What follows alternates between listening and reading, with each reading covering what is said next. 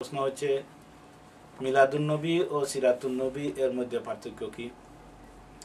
এই প্রশ্নের উত্তর দিবেন আজকের আরেকটা প্রশ্নের সাথে করেছেন জনাব ইকবাল ভাই জামাইকা থেকে।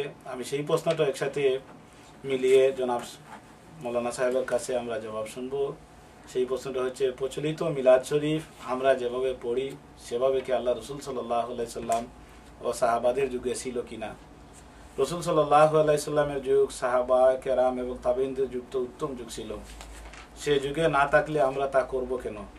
এই দুই প্রশ্নের সমন্বয়ে আলোচনা করবেন হযরত মাওলানা হাফিজ আইনুল্লাহ সাহেব। আসসালামু আলাইকুম। আলহামদুলিল্লাহ ওয়াসসালাতু ওয়াসসালামু আলা রাসূলিল্লাহ ওয়া আলা আলিহি ওয়া সাহবিহি ওয়া মান ওয়ালা। সমস্ত প্রশংসা আল্লাহ রাব্বুল আলামিনের, অসংখ্য গণিত দুরূদ ও সালাম দুনিয়া ও আখিরাতে আমাদের সকলের সকল দুর্দিনে আমাদের ওসিলা নবী মুহাম্মদুর রাসূলুল্লাহ সাল্লাল্লাহু আলাইহি ওয়া আলিহি ওয়াসাল্লামের দরবারে। মিলাদুন নবী এবং সিরাতুন নবী এর মধ্যে পার্থক্য কি? প্রথমত শাব্দিক পার্থক্য হচ্ছে মিলাদুন নবী নবীর মিলাদ, আর সিরাতুন নবী নবীর সিরাত। মিলাদুন নবী নবী পাক সাল্লাল্লাহু আলাইহি ওয়া আলিহি ওয়াসাল্লামের জন্ম বৃত্তান্ত আলোচনা করা। সিরাতুন নবী নবী পাক সাল্লাল্লাহু আলাইহি ওয়া আলিহি ওয়াসাল্লামের সিরাত বা জীবন বৃত্তান্ত আলোচনা করা। মিলাদুন নবী নবীর জন্ম বৃত্তান্ত আলোচনা করা, আর সিরাতুন নবী নবীর জীবন বৃত্তান্ত আলোচনা করা। আমি আবারও বলছি, মিলাদুন নবী নবীর জন্ম বৃত্তান্ত আলোচনা করা, সিরাতুন নবী নবীর জীবন বৃত্তান্ত আলোচনা করা। এবং যদিও একটা আরেকটার সাথে রিলেটেড, কিন্তু আলোচনা করার সাথে বা আলোচনার প্রশ্নে দুটার মধ্যে তফাৎ আছে। এক নবীর জন্ম বৃত্তান্ত আলোচনা, আরেক নবীর জীবন বৃত্তান্ত আলোচনা সমান নয়। যদিও নবীর জীবন শুরু হয় জন্ম থেকেই, কিন্তু জন্ম বৃত্তান্ত আলোচনা করা বা জন্ম উপলক্ষে খুশি প্রকাশ করা, জন্ম উপলক্ষে কোন নফল আমল বন্দেগী করা এক জিনিস, আর নবী পাক সাল্লাল্লাহু আলাইহি ওয়া আলিহি ওয়াসাল্লামের জীবন বৃত্তান্ত করা আরেক জিনিস। নবীর জীবন বৃত্তান্ত আলোচনা দুনিয়ার সব বিশ্বাসের মানুষই প্রায় করেছে। আজকেও যদি দুনিয়ার কোনো মানুষ এই দুনিয়ার ইতিহাস লিখতে শুরু করে, তাহলে মুসলমানদের নবী নবী মুহাম্মদুর রাসূলুল্লাহ সাল্লাল্লাহু আলাইহি ওয়া আলিহি ওয়াসাল্লামের জীবন বৃত্তান্ত আলোচনা করা ছাড়া এই বিশ্বের ইতিহাস কমপ্লিট হবে না।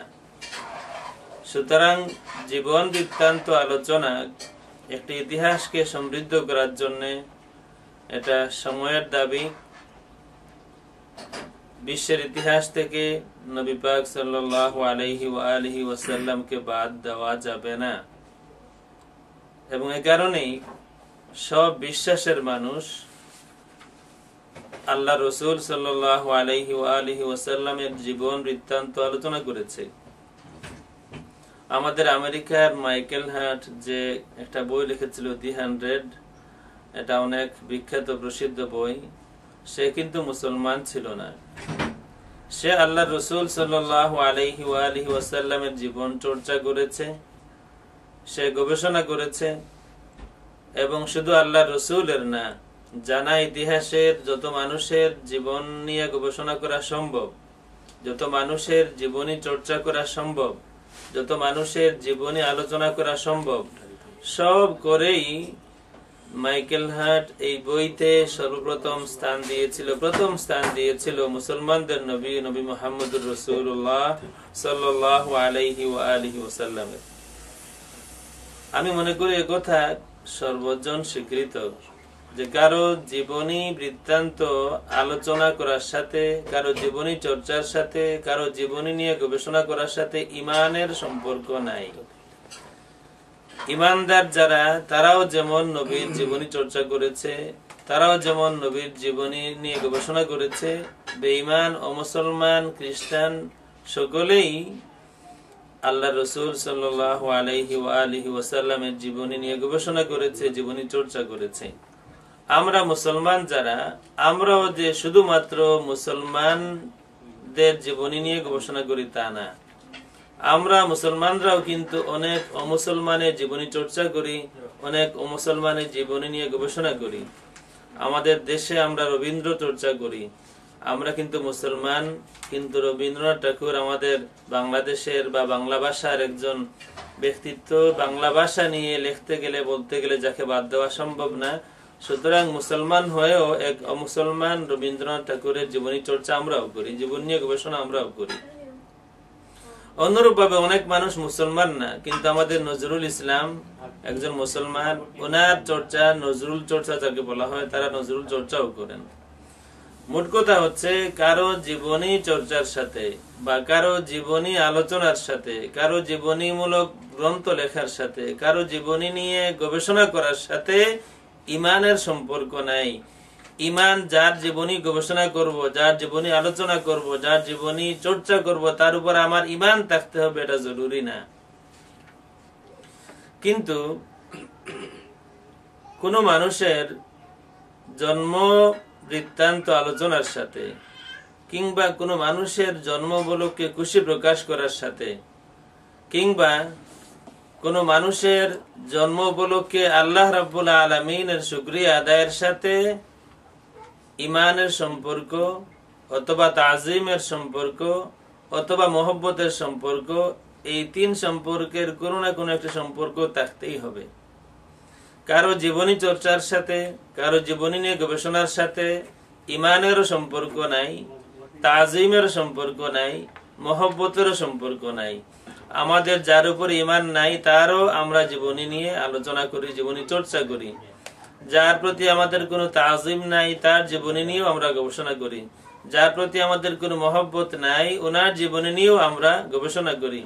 কিন্তু কারো জন্ম বৃত্তান্ত আলোচনা, কারো জন্ম উপলক্ষে খুশি প্রকাশ করা, কারো জন্ম উপলক্ষে কোন নফল বন্দী করে আল্লাহ রাব্বুল আলামিনের শুকরিয়া আদায়ের সাথে হয়তো ইমানের সম্পর্ক থাকতে হবে, নতুবা তাজিমের সম্পর্ক থাকবে, নতুবা মহব্বতের সম্পর্ক থাকবে।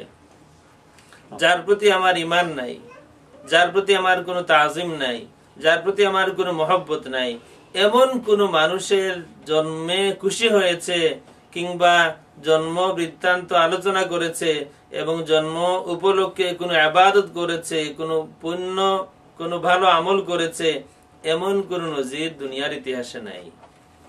জন্মে খুশি হওয়ার সাথে হয় ইমানের সম্পর্ক, না হয় তাজিমের সম্পর্ক, না হয় মহব্বতের সম্পর্ক। আবু লাহাব, যে বাতিজা মুহাম্মদ ইবনে আব্দুল্লাহ, আমরা পড়ি সাল্লাল্লাহু আলাইহি ওয়াসাল্লাম, বাতিজার জন্মে খুশি হয়ে দাসী আজাদ করে দিয়েছিল, বুখারী শরীফ হাদিস শরীফটা আছে। এবং এই খুশি প্রকাশ করার কারণে জাহান্নামে প্রতি সোমবার আল্লাহ রাব্বুল আলামিন আবু লাহাবের শাস্তিকে লাঘব করে দেন এবং মিঠা পানির ব্যবস্থা করে দেন, যে আঙ্গুলের ইশারায় সে দাসীকে আজাদ করেছিল। আবু লাহাব জন্ম উপলক্ষে খুশি হয়েছিল মহব্বতের কারণে। তার মহব্বতের একটা সম্পর্ক ছিল, বাতিজা জন্ম হয়েছে, আমার ভাই দুনিয়াতে নাই, আমার ভাইয়ের ছেলে জন্ম হয়েছে, তার একটা মহব্বতের সম্পর্ক আছে বলেই সে খুশি হতে পেরেছিল। আমাদের গুরুজন কারো জন্ম উপলক্ষে আমরা খুশি করি, আমরা কোন নফল বন্দেগী করি, ইবাদত করি, যেহেতু আমাদের তাজিমের সম্পর্ক আছে। নবী পাক সাল্লাল্লাহু আলাইহি ওয়া আলিহি ওয়াসাল্লামের জন্ম উপলক্ষে আমরা খুশি করি, আমরা নবীর জন্ম বৃত্তান্ত আলোচনা করি, জন্ম উপলক্ষে আমরা নফল রোজা রাখি, নফল বন্দেগী করি, কোরআন শরীফ তিলাওয়াত করি, আল্লাহ রাব্বুল আলামিনের শুকরিয়া আদায় করি। যেহেতু আমার নবীর সাথে আমার যেমন মহব্বতের সম্পর্ক আছে, তেমন তাজিমেরও সম্পর্ক আছে, এবং ঠিক তেমনি আমাদের ইমানেরও সম্পর্ক আছে। সুতরাং কারো জীবনী চর্চার সাথে, কারো জীবনী আলোচনার সাথে, কারো জীবনী নিয়ে গবেষণার সাথে ইমান, তাজিম, মহব্বতের সম্পর্ক থাকাটা জরুরি না। কিন্তু কারো জন্ম আলোচনার সাথে, কারো জন্ম উপলক্ষে মাহফিল করার সাথে, কারো জন্ম উপলক্ষে খুশি প্রকাশ করার সাথে, কারো জন্ম উপলক্ষে নফল বন্দেগী করার সাথে মহব্বত, তাজিম এবং ইমান, এই তিনটার কোনো না কোনো একটা অথবা তিনটাই একসাথে থাকাটা জরুরি, থাকতেই হবে।